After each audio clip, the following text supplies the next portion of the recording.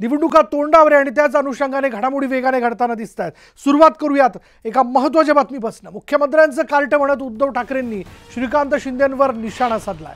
डोंबिवलीमधील दीपेश म्हात्रेंनी ठाकरेंच्या सेनेत प्रवेश केला आणि यावेळी बोलताना ठाकरेंनी निशाणा साधलाय।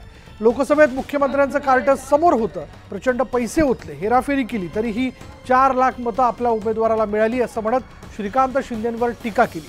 त्याच्या टीकेला मुख्यमंत्र्यांनी उत्तर दिलं।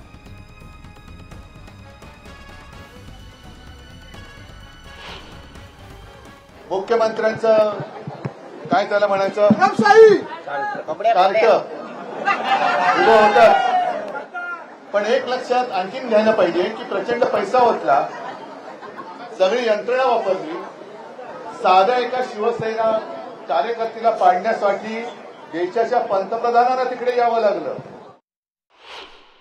मला त्यांच्यावर आरोपाने उत्तर द्यायचं नाही, कामातून उत्तर देतो म्हणून ते बिथरले, म्हणून त्यांच्या पायाखालची वळ सरकली आहे, म्हणून त्यांच्या छातीत माझ्या लाडक्या बहीण लाडकी भरली धडकी त्यांच्या, हे सगळे हे अशी परिस्थिती झालेली आहे। त्यामुळे अरे बापाशी भिडाना लहान मुलाशी काय भिडताय।